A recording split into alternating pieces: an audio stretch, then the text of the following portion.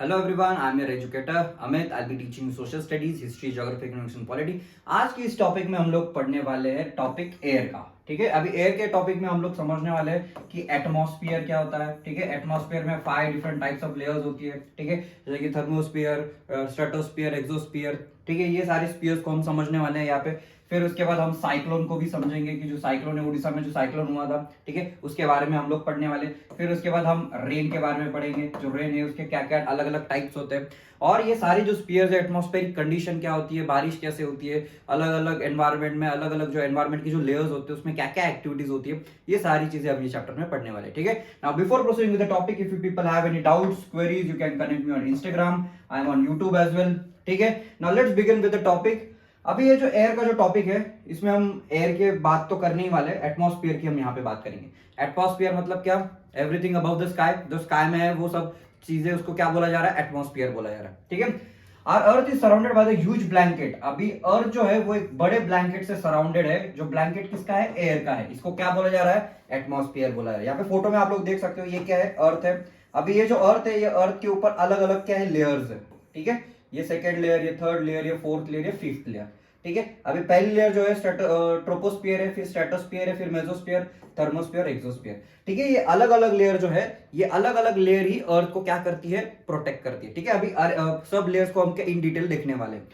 All living beings on this earth depend on the atmosphere for their survival. मतलब जितने भी living organisms अर्थ पे रहते हैं, ठीक है, जितने भी लिविंग ऑर्गेनिजम्स, उसमें एनिमल्स आ गए, प्लांट्स आ गए, ह्यूमंस आ गए, सारे लोग ये अर्थ के ये जो एटमॉस्फेयर है इसके ऊपर डिपेंडेंट है। मतलब सब एनिमल्स का सर्वाइवल ये एटमॉस्फेयर के ये 5 लेयर्स पे डिपेंडेंट है। ठीक है, it provide with the air we breathe and also sun rays. अभी ये जो हवा है, ये जो एयर है, ये जो एटमॉस्फेयर है, अपने को क्या प्रोवाइड करता है? ऑक्सीजन प्रोवाइड करता है। ये जो ऑक्सीजन होता है, इसको अपन ब्रीथ करते हैं। ठीक है, उसी की वजह से आज अपन जिंदा है। उसके बाद जो सन जो होता है, सन के जो अलग अलग रेज होते हैं, ठीक है, सन के जो रेज होते हैं ये हार्मफुल रेज होते हैं। ये हार्मफुल रेज, यहाँ पे एक ओजोन लेयर होता है। ठीक है, एटमॉस्फेयर के ये स्ट्रेटोस्फेयर के लेवल पे और ओजोन लेयर रहता है। ये ओजोन लेयर क्या करता है? ये सन के हार्मफुल रेज जो है उसको फिल्टर करता है और यूजफुल रेज ही अर्थ तक पहुंचाता है। मतलब जो ह्यूमन बींग्स है, जो लिविंग ऑर्गेनिजम्स है, वो सन रेज को जो सस्टेन कर पाए, वही सेम रेज अर्थ पर आने देता है। Without the blanket of the protection we would be baked alive by the heat. अगर ये ब्लैंकेट नहीं होता, ये अलग अलग लेयर्स नहीं होती, तो अपन क्या हो जाते? अपन जल के राख हो जाते। सन की जो हीट है उससे राख हो जाते। During the day get frozen during the night. ठीक है, अगर डे के टाइम पे क्या हो जाता है? यहाँ पे डे के टाइम पे बहुत ज्यादा धूप होती, बहुत ज्यादा हॉटनेस होता है, और रात के टाइम में बहुत ज्यादा ठंडी होती। ठीक है, तो यहाँ पे जो ये लेयर्स ही है जो अपने को क्या करते हैं? प्रोटेक्ट करते हैं, सारे लिविंग ऑर्गेनिजम्स को अर्थ पे प्रोटेक्ट करते हैं। So it is this mass of air that has made the temperature of the earth livable. और यही मास ऑफ एयर है, यही जो एटमॉस्फेयर है, एटमॉस्फेयर के अलग अलग लेयर्स है जो अर्थ पे लिविंग कंडीशंस को बनाते हैं। मतलब यहाँ पे अर्थ पे लिविंग ऑर्गेनिजम्स रह पाते हैं, किसी दूसरे प्लेनेट पे नहीं रह पाते। ठीक है, nitrogen is the most प्लेंटिफुल gas. अभी जो नाइट्रोजन है, ये नाइट्रोजन सबसे ज्यादा मात्रा में यहाँ पे अर्थ पे एग्जिस्ट करता है। ठीक है, अभी यहाँ पे नाइट्रोजन और ऑक्सीजन सबसे ज्यादा है। ठीक है, यहाँ पे आप लोग चार्ट में देख सकते हो, ये जो ऑक्सीजन है, यहाँ पे ऑक्सीजन 21% है। फिर उसके बाद जो नाइट्रोजन, नाइट्रोजन 78% है। ठीक है, अभी ये दोनों जो गैसेस है, ये दोनों में से कौन सा गैस लिविंग ऑर्गेनिजम्स के लिए इंपॉर्टेंट है? ये है ऑक्सीजन। ये सारे लिविंग ऑर्गेनिजम्स के लिए इंपॉर्टेंट है। और जो नाइट्रोजन होता है, ये प्लांट्स के लिए इंपॉर्टेंट होता है। ठीक है, जो प्लांट्स होते हैं, प्लांट्स नाइट्रोजन को इंटेक करते हैं, पर डायरेक्टली नाइट्रोजन को इंटेक नहीं कर सकते। जो बैक्टीरिया होता है, वो बैक्टीरिया प्लांट्स को हेल्प करता है। ठीक है, carbon dioxide, helium, ozone, argon and hydrogen are found in lesser quantities. अभी यहाँ पे आप लोग देख सकते हो, ये 1% जो है, इसमें कार्बन डाइऑक्साइड आता है, आर्गन आता है, वाटर वेपर और अदर गैसेस आते हैं। तो सबसे ज्यादा जो गैसेस का जो अमाउंट है अर्थ पे, कौन से गैसेस है? एक तो ऑक्सीजन है 21%, 78% नाइट्रोजन है, वो तो बहुत ज्यादा है, और ये 1% बाकी के गैसेस एग्जिस्ट करते हैं। ठीक है, अभी ये जो गैसेस होते हैं, इसमें छोटे छोटे टाइनी पार्टिकल्स भी होते हैं। छोटे छोटे टाइनी पार्टिकल्स मतलब छोटे छोटे जो ड्रॉप्स, छोटे छोटे पार्टिकल्स होते हैं, ये पार्टिकल्स एयर में होते हैं। ठीक है, the pie chart gives the percentage of different constitutions of air. अभी यहाँ पे ये पाई चार्ट हम लोगों ने समझ लिया। ये पाई चार्ट क्या बताता है कि जो एटमॉस्फेयर है, एटमॉस्फेयर में कैसे अलग अलग गैसेस है एग्जिस्ट करते हैं और कितनी क्वांटिटी में एग्जिस्ट करते हैं। ठीक है, उसमें से नाइट्रोजन है वो सबसे ज्यादा है। ठीक है, हम लोगों ने देखा था नाइट्रोजन सबसे ज्यादा है। अभी जो अपन ऑक्सीजन है, ऑक्सीजन को ह्यूमंस क्या करते हैं? जितने भी लिविंग ऑर्गेनिजम्स हैं, वो क्या करते हैं? ऑक्सीजन को इंटेक करते हैं। अभी ऑक्सीजन को इंटेक करते करते क्या करते हैं? वो बाकी सारे जो गैसेस होते हैं वो भी इंटेक करते हैं। पर जो अपनी जो बॉडी होती है, वो क्या करती है? बस ऑक्सीजन को ही कंज्यूम करती है।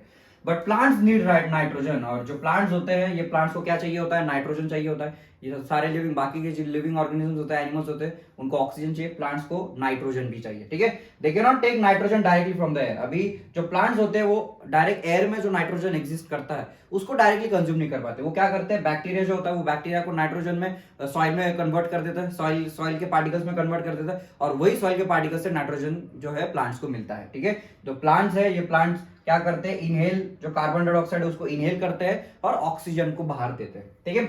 Oxygen is the most second most प्लेंटिफुल gas in the air. अभी जो ऑक्सीजन है ये सेकंड मोस्ट प्लेंटिफुल गैस है, मतलब नाइट्रोजन के बाद सबसे ज्यादा क्वांटिटी में कौन सा गैस एग्जिस्ट करता है, ऑक्सीजन एग्जिस्ट करता है, ठीक है। अभी जो ग्रीन प्लांट्स होते हैं उनमें ये एक्टिविटी होती है फोटोसिंथेसिस की। फोटोसिंथेसिस की एक्टिविटी में क्या करते हैं ये प्लांट्स जो होते हैं कार्बन डाइऑक्साइड को इंटेक करते हैं और क्या देते हैं, ऑक्सीजन बाहर देते हैं। वो अपना जो फूड प्रोड्यूस करते हैं, ठीक है, तब ये फोटोसिंथेसिस की एक्टिविटी होती है। If you cut trees then the balance get disturb. अभी ये जो फोटोसिंथेसिस की जो एक्टिविटी, इससे क्या प्लांट्स क्या दे रहे हैं, ऑक्सीजन दे रहे हैं, ठीक है। अभी ऑक्सीजन अगर वो बाहर दे रहे हैं मतलब बैलेंस मेंटेन हो रहा है, ठीक है। प्लांट जो है वो नाइट्रोजन को कंज्यूम कर रहे हैं, कार्बन डाइऑक्साइड को भी कंज्यूम कर रहे हैं, और क्या बाहर दे रहे हैं, ऑक्सीजन को दे रहे हैं। तो एक बैलेंस अर्थ पे मेंटेन हो जाता है, कार्बन डाइऑक्साइड का भी, ऑक्सीजन का भी और नाइट्रोजन का भी, ठीक है। पर अगर हम ट्रीज को काट दे तो ये बैलेंस क्या हो जाएगा, डिस्टर्ब हो जाएगा, ठीक है, जो आज प्रेजेंट में हो रहा है। As a result the increase volume of carbon dioxide is affecting the earth weather and climate. और यही जो कार्बन है, यही जो CO2 बढ़ते जा रहा है, ये CO2 क्या कर रहा है, अर्थ का जो हीट है वो बढ़ा रहा है, मतलब जो हॉटनेस है अर्थ का।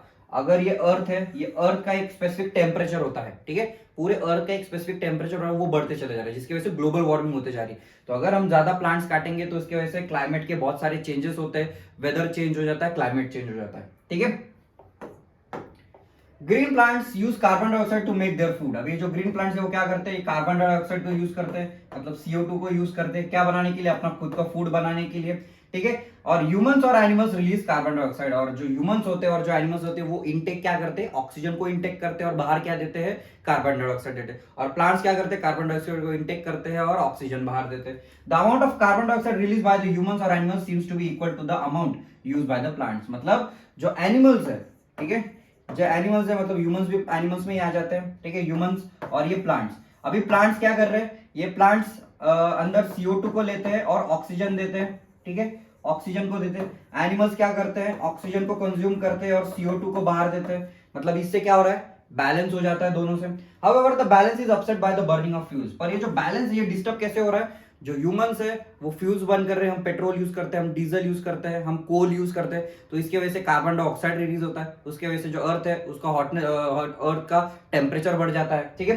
दे add billions of tons of carbon dioxide into the atmosphere. ये क्या करते हैं, billions of tons of carbon dioxide जो है वो एटमॉस्फेयर में ऐड हो जाता है, जिसकी वजह से अर्थ का जो टेम्परेचर है वो बढ़ने लग जाता है और ग्लोबल वार्मिंग जैसी सिचुएशन देखने को मिलती है, ठीक है।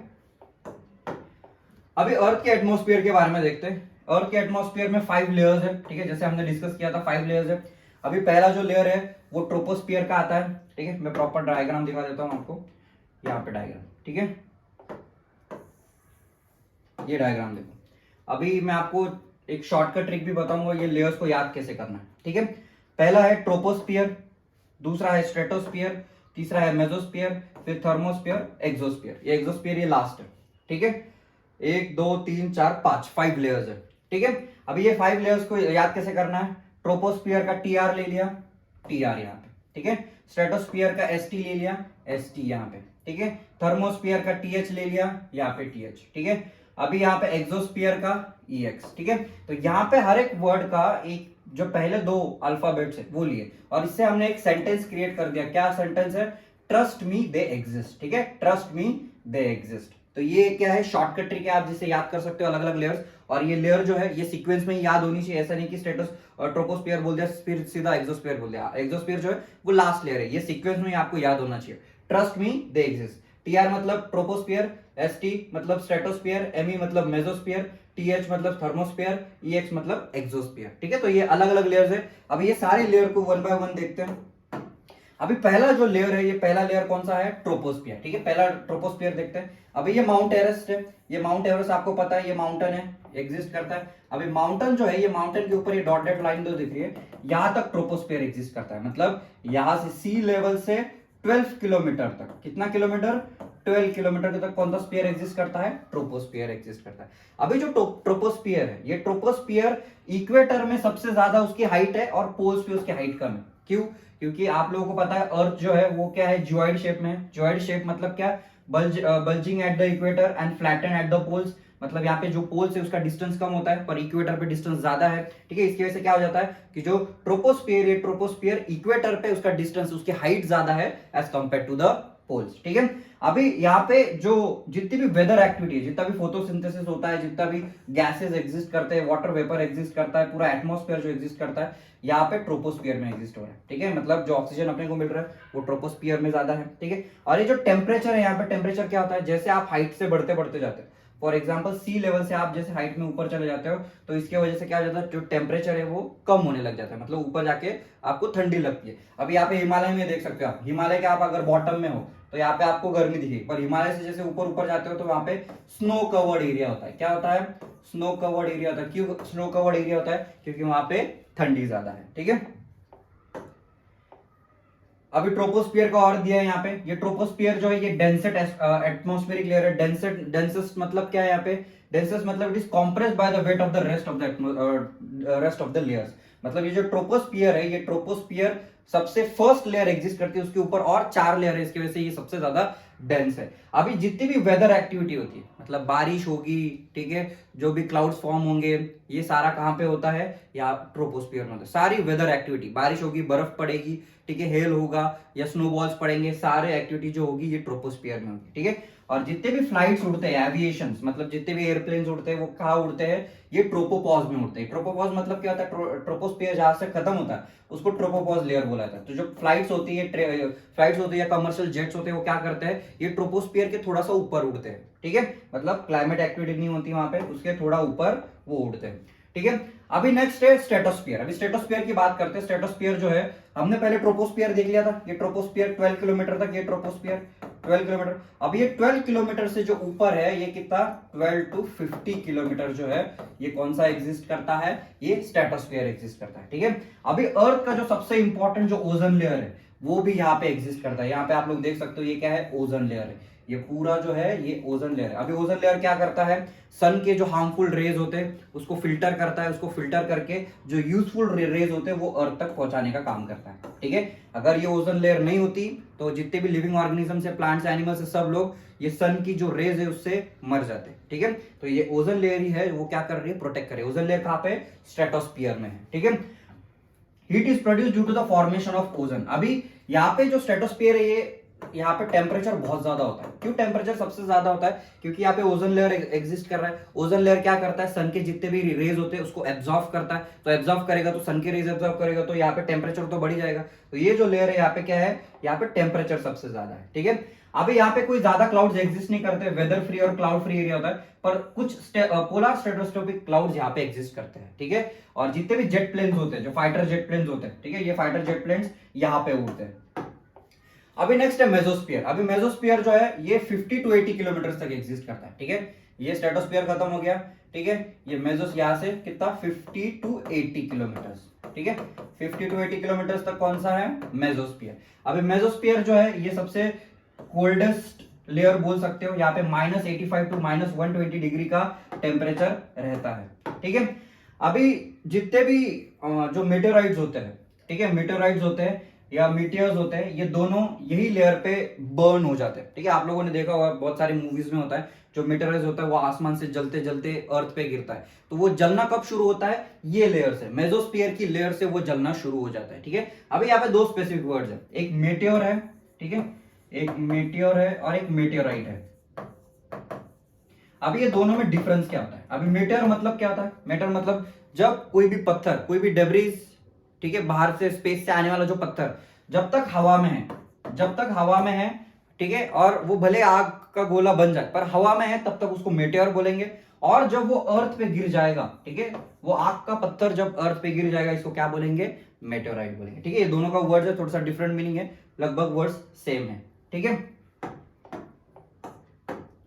अभी नेक्स्ट है थर्मोस्फियर। अभी थर्मोस्फियर जो है यहाँ पे आप लोग देख सकते हो, थर्मोस्फियर मेसोस्फियर के ऊपर थर्मोस्फियर है, ये 80 से 700 किलोमीटर तक एग्जिस्ट कर रहा है। 80 से 700 किलोमीटर तक एग्जिस्ट करता है। और यहाँ पे टेम्परेचर कितना है, बहुत ज्यादा टेम्परेचर, मतलब 2000 डिग्री सेल्सियस का टेम्परेचर यहाँ पे एग्जिस्ट करता है। और ये टेम्परेचर जो है ये इंक्रीज विद द एल्टीट्यूड, मतलब टेम्परेचर जो है जैसे आप ऊपर ऊपर चले जाओगे यहाँ पे टेम्परेचर और ज्यादा बढ़ते चले जाएगा, ठीक है।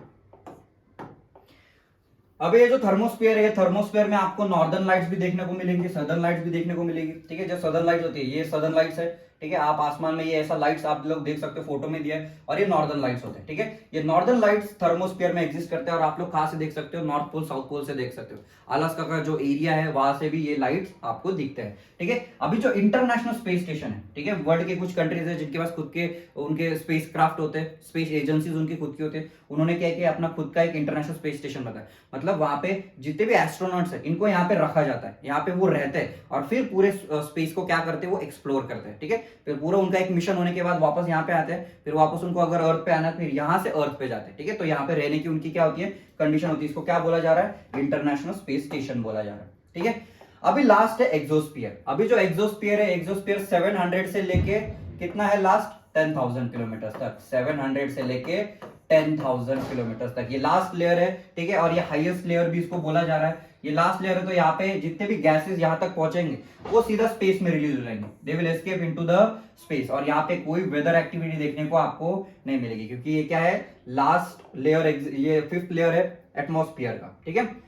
अभी नेक्स्ट समझते हैं weather and climate.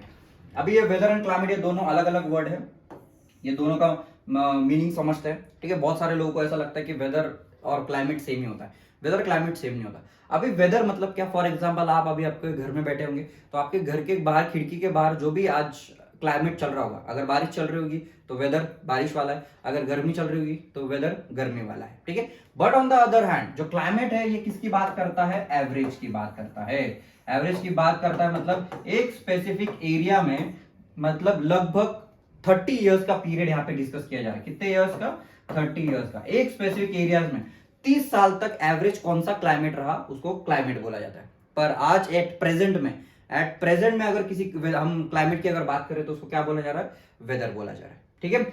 Weather is the hour to hour, day to day condition of the atmosphere. मतलब वेदर मतलब आर टू आर, मतलब एट प्रेजेंट में कि आज दिन में आपके यहाँ पे वेदर क्या था, आपके यहाँ बारिश चल रही थी, आपके यहाँ धूप है, तो इसको क्या बोलेंगे, वेदर बोलेंगे। Hot and humid weather makes you irritable. अभी बहुत ज्यादा जो गर्मी का समर का जो सीजन होता है उससे आप बहुत ज्यादा इरिटेट हो जाते हो।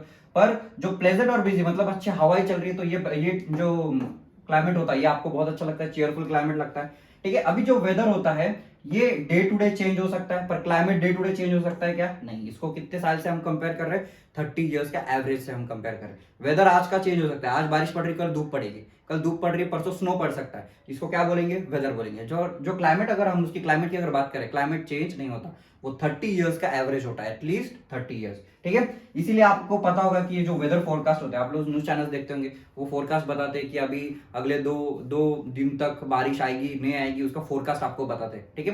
तो ये कैसे बताते हैं कि आज वेदर फोरकास्ट उसको क्यों बुलाता है, क्योंकि वो वेदर की बात करे, क्लाइमेट की बात नहीं करे, मतलब प्रेजेंट की बात करे, कल बारिश आएगी नहीं आएगी, वो सैटेलाइट से देख के, क्लाउड की कंडीशन देख के, एटमॉस्फेयर की कंडीशन देख के आपको बताते हैं, ठीक है। अभी नेक्स्ट है टेम्परेचर। अभी टेम्परेचर मतलब क्या, डिग्री ऑफ हॉटनेस, मतलब कितनी गर्मी है, इसको टेम्परेचर बोला जा रहा है, ठीक है।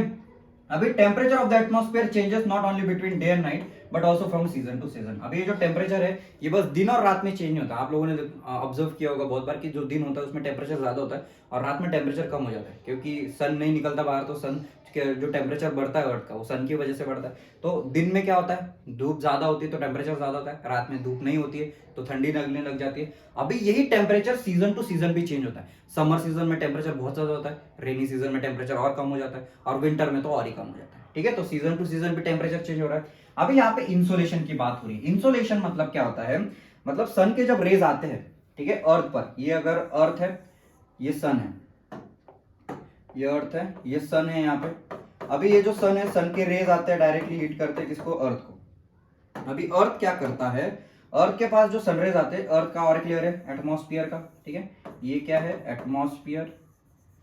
अभी ये एटमॉस्फेयर क्या करता है, सन के रेज जैसे आते हैं, कुछ सन रेज को यहाँ पे ट्रैप करके रखता है। क्या करके रखता है, अर्थ का जो एटमॉस्फेयर है वो सन रेस को ट्रैप करके रखता है, उसकी वजह से अर्थ है उसका टेम्परेचर बढ़ जाता है। इसी को क्या बोला जा रहा है? इंसोलेशन बोला जा रहा है। इंसोलेशन मतलब क्या? सन की रेज जो डायरेक्टली अर्थ के एटमॉस्फेयर में आते हैं, अर्थ के एटमॉस्फेयर वो टेम्परेचर को एब्जॉर्ब करती है और अर्थ का टेम्परेचर बढ़ने लग जाता है, इसको क्या बोला जा रहा है? इंसोलेशन बोला जा रहा है। ठीक है, the amount of insolation decreases from equator toward the poles. अभी ये जो इंसोलेशन है, ये इंसोलेशन इक्वेटर पे सबसे ज्यादा होगा, हीट सबसे ज्यादा होगी, और पोल्स पे हीट बहुत कम होगी। क्यों? ठीक है, क्यों हो रहा है ये ऐसा? क्योंकि जो अर्थ के जो रेज है वो इक्वेटर पे डायरेक्ट फॉल करते हैं और पोल्स तक वो रेज पहुंच नहीं पाते। अभी यहाँ पे क्या हो रहा है, आप लोग बता सकते हो कि जो पोल्स होते हैं वो 24/7 स्नो से कवर्ड क्यों होते हैं? क्योंकि जो सन रेज होते हैं वहां तक पहुंच नहीं पाते, तो इंसोलेशन वहां पे नहीं हो पाता। इसलिए यहाँ पे नॉर्थ पोल और साउथ पोल पे क्या होता है? स्नो होता है, 24/7 स्नो ही पड़ा रहता है। ठीक है, the earth temperature rises too high, it would become too warm some crops to grow। अगर अर्थ का टेम्परेचर अगर जरूरत से ज्यादा बढ़ गया, ठीक है, अर्थ का टेम्परेचर अगर जरूरत से ज्यादा बढ़ गया तो लिविंग ऑर्गेनिजम्स को तो इतने जल्दी अफेक्ट नहीं होगा, पर प्लांट्स एग्रीकल्चर को सबसे ज्यादा अफेक्ट हो जाएगा। ठीक है, तो प्लांट्स अगर टेम्परेचर, कुछ क्रॉप जो होते हैं उनको ग्रो करने के लिए स्पेसिफिक टेम्परेचर ही चाहिए होता है, तो वही कंडीशन में वो ग्रो होते हैं। तो ठीक है, तो यहाँ पे क्या हो रहा है कि अगर टेम्परेचर अर्थ का जरूरत से ज्यादा हो गया तो क्रॉप फेल हो जाएगा, एग्रीकल्चर फेल हो जाएगा। ठीक है, temperature in the cities is much higher. अभी जो सिटीज होते हैं, जो सिटी लेवल के जो प्लेसेस होते हैं, ये सिटी लेवल्स पे टेम्परेचर बहुत ज्यादा होता है, और आप अगर आपके गांव जाओगे तो गांव में टेम्परेचर बहुत कम होता है। क्यों होता है ऐसा? क्योंकि जो सिटीज होते हैं, ये सिटीज में कंक्रीट और मेटल्स के बिल्डिंग्स बनाए जाते हैं। ठीक है, जो रोड्स होते हैं वो टार के बनाए जाते हैं, तो ये कंक्रीट और ये सीमेंट से क्या हो रहा है, यहाँ पे एक छोटी सी स्पेस में बड़े बड़े बिल्डिंग्स बनाए जा रहे हैं। क्या हो रहा है? छोटे से स्पेस में बड़े बड़े बिल्डिंग्स बनाए जा रहे हैं, तो हवा जो है यहाँ पे पास नहीं होती। ठीक है, बिल्डिंग्स के आर पार तो हवा जाएगी नहीं, तो हवा पास नहीं होती, तो एयर का जो सर्कुलेशन है वो नहीं होता, उसकी वजह से जो वेदर है वो चेंज नहीं होता, तो जो हीट है वो वही की वही ट्रैप रह जाती है, और इसकी वजह से एक स्पेसिफिक एरिया में और ज्यादा हीट बढ़ जाती है। इसलिए जो सिटीज होते हैं, ये सिटीज में टेम्परेचर ज्यादा देखने को मिलता है। ठीक है, the heat is release during the night, the crowded high rise building of the cities trap the warm air. मतलब जो हाई बिल्डिंग्स है सिटीज में, जो बड़े बड़े बिल्डिंग्स होते हैं, वो क्या करते हैं? हवा को ट्रैप कर देते हैं। अगर हवा खेलती रहेगी तो जिससे उससे क्या हो जाएगा, एक स्पेसिफिक एरिया का टेम्परेचर कम हो जाता है, मतलब ज्यादा गर्मी नहीं बढ़ती। पर यहाँ पे जो बड़े बड़े बिल्डिंग्स होते हैं उसकी वजह से हवा मूव ही नहीं होती है, हवा एक जगह पे ट्रैप हो जाती है और गर्म हो जाती है, उसकी वजह से सिटीज लेवल पे टेम्परेचर ज्यादा देखने को मिलता है। ठीक है, अभी नेक्स्ट है एयर प्रेशर। अभी एयर प्रेशर की बात करते हैं। ठीक है, you will be surprised to know that the air above us presses us with the great force on our body। ठीक है, अभी आप यहाँ पे फोटो में देख सकते हो, जो हवा में जो एयर होती है वो जो ह्यूमंस होते हैं उनके ऊपर प्रेशर एक्सर्ट करती है। ठीक है, जैसे यहाँ पे आप देख सकते हो, ये लड़के, इसके ऊपर जो हवा के जो मॉलिक्यूल्स है, ठीक है, हवा के जो एयर प्रेशर के जो मॉलिक्यूल्स है वो क्या कर रहे हैं, उसके ऊपर प्रेशर बना रहे हैं। ठीक है, तो अभी जितने भी अपना एनवायरमेंट में जितनी भी हवा है वो क्या करती है, जो ह्यूमन बींग्स के ऊपर प्रेशर एक्सर्ट करती है, और जो ह्यूमन बींग्स की जो बॉडी है वो ऐसी बनाई गई कि जो प्रेशर है उसको रिवर्स भी करती है। मतलब जो अपना जो हार्ट है वो जो पंप करता है, तो ऊपर की एयर से और नीचे की एयर जो अपना हार्ट पंप कर रहा है वो दोनों बैलेंस हो जाता है, इसलिए आज हम अच्छे से घूम फिर पा रहे हैं। ठीक है, air pressure is defined as the pressure exerted by the weight of the air. Air pressure मतलब क्या बोला जा रहा है यहाँ पे, कि जो एयर है वो कितना वेट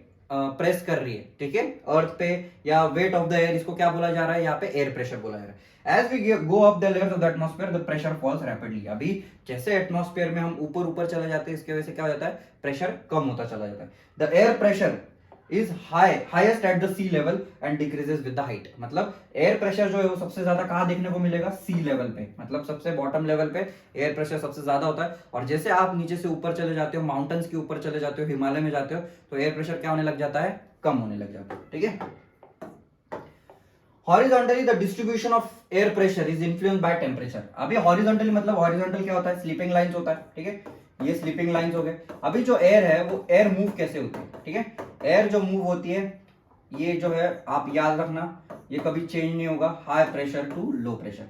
जो एयर है, जो विंड है, वो हमेशा हाई प्रेशर से लो प्रेशर की तरफ मूव होती है, ये उसका नेचर है। मतलब जो हवा है वो हाई प्रेशर से लो प्रेशर की तरफ मूव होगी। ठीक है, in the areas where the temperature is high the air gets heated. मतलब ऐसे जगह पे जहां पे टेम्परेचर बहुत ज्यादा है वहां पे हवा क्या हो जाती है? हीटअप हो जाती है और आगे ऊपर आने लग जाती है। ठीक है, फॉर एग्जांपल यहाँ पे टेम्परेचर बहुत ज्यादा है, तो यहाँ पे हवा क्या हो जाएगी? हल्की हो जाएगी और ऊपर चलने लग जाएगी। ठीक है, this creates a low pressure. और इसकी वजह से कौन सा प्रेशर क्रिएट हो जाता है? लो प्रेशर क्रिएट होता है। मतलब लो प्रेशर दिखेगा कैसे? वहां पे जो क्लाउड्स है वो क्लाउडी स्काइज होंगे, बहुत ज्यादा क्लाउड देखने को मिलेंगे और वेट एनवायरमेंट होगा, बारिश जैसा एनवायरमेंट हो जाएगा, ठीक है। In the areas having low temperature the air is cold, और ऐसी जगह पे जहां पे टेम्परेचर बहुत कम है वहां पे जो एयर है वो क्या रहती है, जमीन पे ही रह जाती है, हवा थोड़ी सी डेंस हो जाती है, ठीक है, और जमीन पे रह जाती है। It is therefore heavy air sinks and create a high pressure area, और जो हेवी एयर होती है वो नीचे जमीन पे ही रहती है और इसकी वजह से कौन सा प्रेशर क्रिएट हो रहा है, हाई प्रेशर क्रिएट हो रहा है, ठीक है। High pressure is associated with the clear and Sunny sky. अभी हाई प्रेशर कैसे इंडिकेट हो रहा है, यहाँ पे क्लियर एंड सनी स्काई होगा, बादल नहीं होंगे, ठीक है, सूरज अच्छे से चमकेगा, इसको कौन सा प्रेशर बोला है, हाई प्रेशर का एनवायरमेंट बोला है। The air always moves from high pressure to the low pressure, ये गोल्डन रूल है, इसको याद कर लेना, ठीक है। इसका एमसीक्यू भी आपको आ सकता है, जो विंड है वो हाई प्रेशर से कौन सी तरफ जाती है, लो प्रेशर की तरफ जाती है, ठीक है। अभी विंड की बात करते हैं। The movement of the air from high pressure to low pressure is called as wind, ठीक है। The moving air is called as wind, moving air is called as wind, ठीक है। जो हवा है जो हाई प्रेशर से लो प्रेशर की तरफ जाती है इसको क्या बोला जा रहा है, विंड बोला जा रहा है, ठीक है। अभी विंड जो है वो क्या करती है, आप लोग देख सकते हो क्या कभी विंड को, हवा जो है वो कभी दिखती नहीं पर आप उसको महसूस कर सकते हो, जो ट्रीज के जो लीव्स होते हैं वो मूव करते हैं, मतलब उससे पता चलता है कि हवा जो आ रही है एक जगह से दूसरी जगह पास हो रही है। अभी ये जो विंड्स होते हैं ये स्टॉर्मी विंड्स भी होते हैं। अभी ये स्टॉर्मी विंड जो होते हैं इसकी वजह से जो पेड़ होते हैं वो भी जगह से हिल सकते हैं, मतलब इतना बड़ा इतना फास्ट स्टॉर्म आ सकता है, जो हवा इतनी तेज आ सकती है जिससे कि जो बिल्डिंग्स है वो भी डिस्ट्रॉय हो जाते हैं, जो प्लांट्स है वो भी डिस्ट्रॉय हो जाते हैं, ठीक है। अभी आप लोगों ने ऐसी भी हवा देखी होगी जिससे जो छोटा सा स्मोक है वो भी डिस्टर्ब हो जाता है, छोटा सा अगर चूल्हा चल रहा है तो चूल्हे की हवा इधर से उधर होती है, अगर एक जगह से दूसरी जगह हवा जा रही है तो, ठीक है। At times wind can be strong and it is difficult to walk. अभी कभी कभार क्या हो जाता है, विंड जो होती है वो हल्की भी चल रही होती है और कभी कभी बहुत फास्ट भी चल रही होती है। जब हल्की चल रही होती है तो विंड आपको वो ऐसे जगह ऐसे टाइम पे घूमना बहुत अच्छा लगता है, जहाँ पे हवा अच्छी आ रही है वहां पे रहना पसंद करते होंगे आप। पर ऐसे जगह पे जहां पे विंड बहुत ज्यादा स्पीडली चल रही है वहां पे आपको वॉक करना भी बहुत मुश्किल हो जाएगा, ठीक है।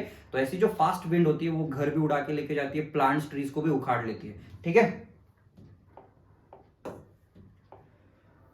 अभी विंड जो है वो तीन अलग अलग टाइप के विंड्स है। पहले तो है परमानेंट विंड्स, दूसरा है सीजनल विंड्स, ठीक है, और तीसरा है लोकल विंड्स। अभी यहाँ पे जो परमानेंट विंड है, परमानेंट विंड मतलब क्या, ये ऐसे विंड्स है जो साल के 365 डेज मूव करते हैं, एक जगह से दूसरी जगह 365 डेज मूव करते हैं, ठीक है, ये परमानेंट विंड्स होते हैं। अभी जो परमानेंट विंड्स होते हैं यहाँ पे ट्रेड विंड्स को हम परमानेंट विंड्स बोल सकते हैं। जो ट्रेड विंड्स होते हैं जो इक्वेटर के पास होते हैं, इक्वेटर जो होता है अपना अर्थ कैसे रिवॉल्व करता है, from west to east revolve करता है। जैसे वेस्ट टू ईस्ट रिवॉल्व करता है जो अपनी एयर है वो कहा करती है, उल्टे डायरेक्शन में मूव होती है। कौन से डायरेक्शन में, उल्टे डायरेक्शन में मूव होती है। तो जो ये एयर है वो 365 डेज मूव कर रही होती है, इसको क्या बोला जा रहा है, परमानेंट विंड्स बोला है, मतलब they constantly move throughout the year. अभी नेक्स्ट है सीजनल विंड। सीजनल विंड मतलब क्या, ये नाम में ही लिखा है, मतलब एक सीजन में ही आएंगे। जैसे इंडिया का जो मानसून है, ये इंडिया का मानसून, इंडिया में जो बारिश आती है ये मानसून विंड्स की वजह से आती है। तो ये जो मानसून है एक स्पेसिफिक टेम्परेचर में ही ये विंड्स होते हैं, क्या करती है, मूव करते हैं एक स्पेसिफिक क्लाइमेट में, एक स्पेसिफिक सीजन में ये जो विंड्स है ये मूव करती है, इसलिए इसको क्या बोला जा रहा है, सीजनल विंड बोला। और लोकल विंड जो है इसमें लैंड ब्रीजेस और सी ब्रीजेस है। अभी लैंड ब्रीजेस और सी ब्रीजेस मतलब क्या हो रहा है, यहाँ पे जब हवा, ठीक है, फॉर एग्जाम्पल यहाँ पे मैं डायग्राम बना रहा हूँ, यहाँ पे समझो ओशन है और यहाँ पे जमीन है, यहाँ पे लैंड है। अभी डे के टाइम पे क्या होता है, डे के टाइम पे, ठीक है, यहाँ पे डे के टाइम पे अगर टेम्परेचर ज्यादा है, टेम्परेचर अगर ज्यादा है, ठीक है, तो यहाँ पे जो जमीन है इसके ऊपर कौन सा प्रेशर हो जाएगा, लो प्रेशर हो जाएगा, और जो पानी है इसके ऊपर हाई प्रेशर हो जाएगा। तो जो हवा हाई प्रेशर से लो प्रेशर की तरफ मूव करती है बिकॉज ऑफ द टेम्परेचर, इसको क्या बोला जाएगा, लैंड ब्रीजेस बुलाएगा। और रात को यही एक्टिविटी क्या हो जाएगी, उल्टी हो जाएगी। क्यों, क्योंकि रात में ठंडी ज्यादा है और जो लैंड है वो जल्दी ठंडा हो जाएगा। तो यहाँ पे क्या हो जाएगा, यहाँ पे लो प्रेशर हो जाएगा, वहां पे हाई प्रेशर, तो हवा उल्टी बहना चालू हो जाएगी। तो इसी को क्या बोला जाता है, लैंड ब्रीजेस और सी ब्रीजेस, ठीक है। तो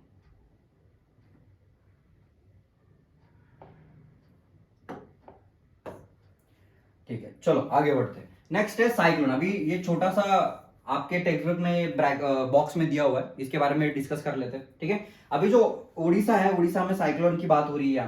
यहाँ पे आप लोग देख सकते हो, ये उड़ीसा कोस्ट है, ये इंडिया का मैप है, ये उड़ीसा कोस्ट है, ये उड़ीसा कोस्ट पे साइक्लोन आया था।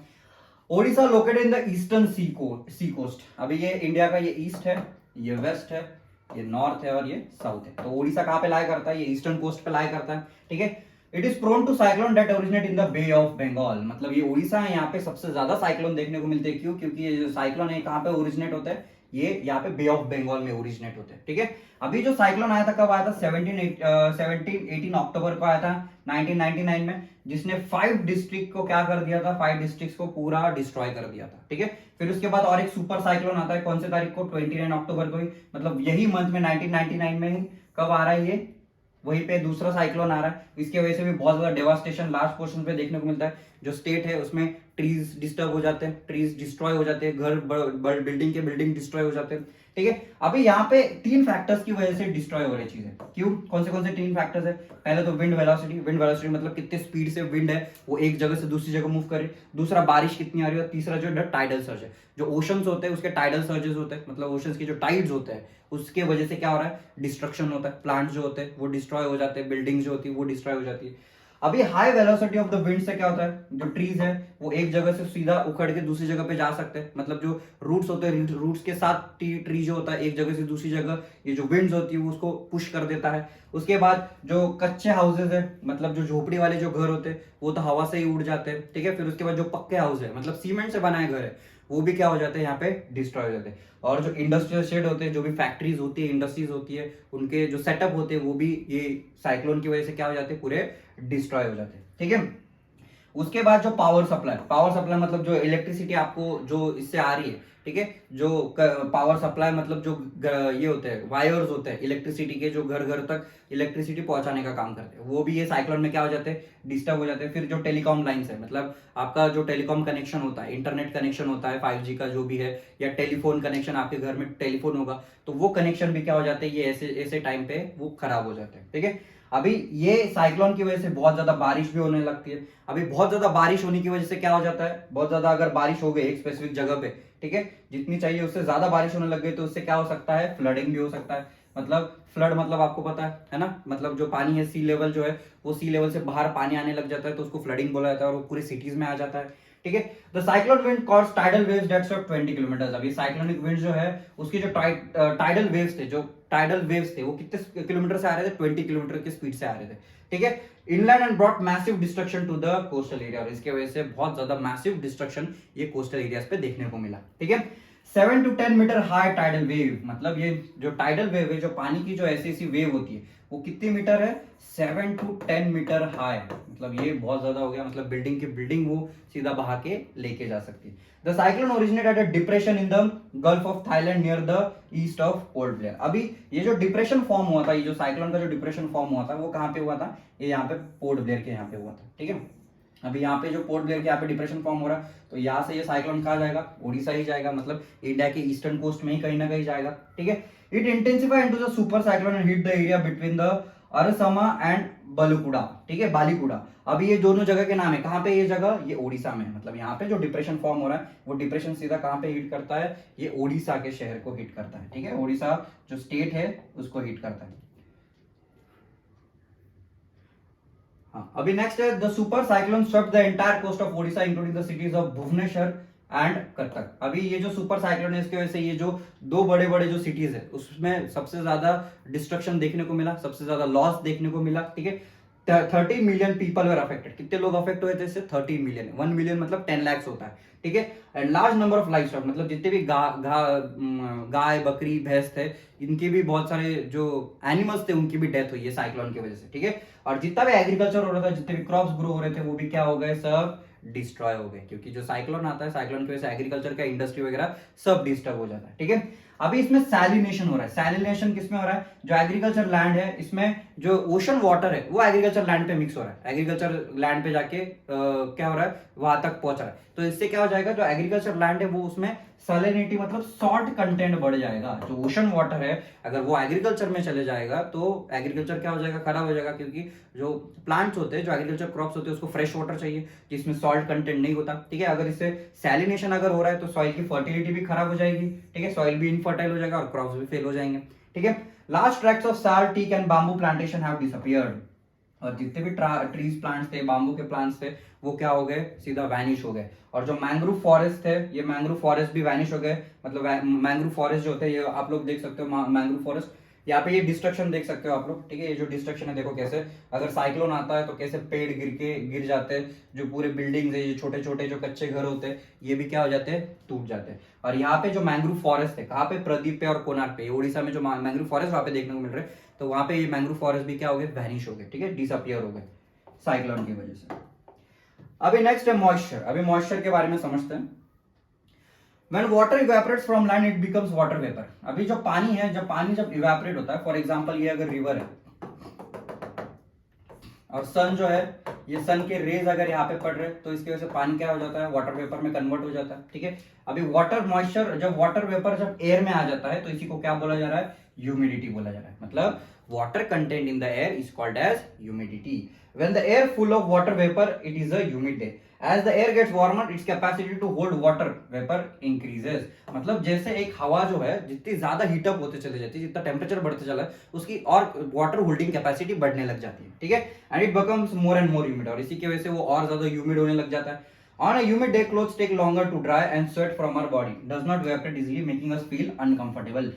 अभी ह्यूमिड डे पे क्या हो जाता है, अपने जो कपड़े होते हैं वो जल्दी से सूखते नहीं है, अपने को पसीना जो है वो पसीना नहीं आता जल्दी, ठीक है, इवेपोरेट नहीं होता, और अपने को एक अनकंफर्टेबल जैसी फीलिंग आ जाती है, ठीक है। When water vapour rises it starts cooling. अभी वाटर वेपर जब राइज होने लग जाता है, जो जैसे अभी यहाँ पे वाटर वेपर राइज हो रहा है, जैसे वो ऊपर ऊपर ऊपर जाता है तो उससे वैसे क्या हो जाता है, वो कोल्ड होने लग जाता है, ठंडा होने लग जाता है, ठीक है।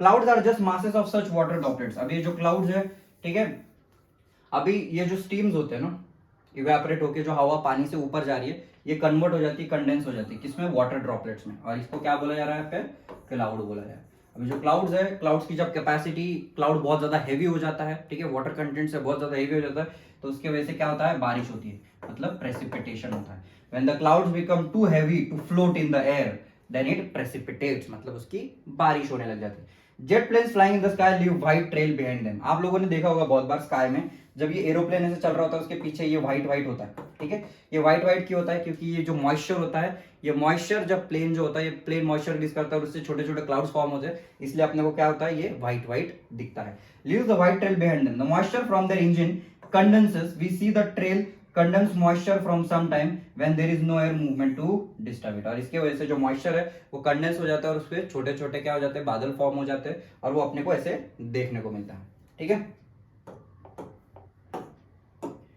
अभी नेक्स्ट है रेन। अभी जो बारिश होती है, तीन टाइप्स की बारिश है, यहाँ पे फोटो में आप लोग देख सकते हो, एक कन्वेंशनल रेन है, एक ओरोग्राफिक रेन है, एक साइक्लोनिक रेन है, ठीक है। अभी कन्वेंशनल रेन मतलब क्या, ये बहुत हम बचपन से पढ़ रहे हैं, ये कन्वेंशनल रेन क्या होता है। कन्वेंशनल रेन मतलब फॉर एग्जांपल यहाँ पे रिवर है, ठीक है, रिवर या ओशन है, तो यहाँ पे क्या सन के हीट से क्या हो जाता है, इवेपोरेशन होता है, जो पानी वो इवेपोरेट होता है, ऊपर जाके उसके बादल बनते हैं, और वो बादल एक जगह से दूसरी जगह मूव करके उसकी बारिश गिरती है, इसको क्या बोला जा रहा है, कन्वेंशनल रेन बोला जा रहा है, ठीक है। ये क्या हो गया, कन्वेंशनल रेन। अभी दूसरा ओरोग्राफिक रेन। ओरोग्राफिक रेन मतलब क्या है, यहाँ पे जो माउंटेन्स होते हैं, बड़े बड़े माउंटेन्स होते हैं, ठीक है, यहाँ पे सीएम, तो यहाँ पे जब हवा यहाँ से माउंटेन तक आती है, तो ये हवा जो आ रही है, तो ये हवा सी से क्या करती है, पानी कलेक्ट करती है, वाटर कलेक्ट करती है, तो इसमें मॉइस्चर ज्यादा हो जाएगा, और ये जब हवा माउंटेन के कांटेक्ट में आती है तो ये हवा ऊपर मूव करने लग जाती है, ठीक है।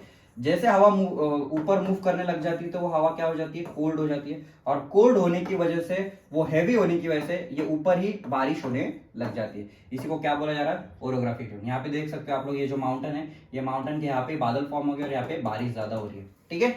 और नेक्स्ट है साइक्लोनिक रेनफॉल। साइक्लोनिक रेनफॉल मतलब क्या है, जो साइक्लोन जैसे कंडीशन आते हैं, साइक्लोन की वजह से बहुत ज्यादा बारिश हो जाती है, इसको साइक्लोनिक रेनफॉल बोला जाता है, ठीक है। अभी ये क्या हो गया, अलग अलग टाइप्स के रेनफॉल हो गए। अभी जो बारिश होती है, बारिश बहुत ज्यादा इंपॉर्टेंट होती है, बारिश से अपना पूरा एग्रीकल्चर चलता है, बारिश से अपने को फ्रेश वाटर मिलता है, क्योंकि ओशन वाटर हम डायरेक्टली कंज्यूम नहीं कर सकते, तो बारिश ये एक ऐसा ही प्रोसेस है जिससे अपने को जो ओशन वाटर है वो किसमें कन्वर्ट हो सकता है, फ्रेश वाटर में, जो ह्यूमंस या लिविंग ऑर्गेनिजम्स उसको यूज कर सकते हैं, ठीक है। ठीक है, that's all for today's lecture. If you people have any doubts, queries, you can connect me on Instagram. I'm on YouTube as well. ठीक है, नेक्स्ट लेक्चर में मिलते हैं, बाय बाय।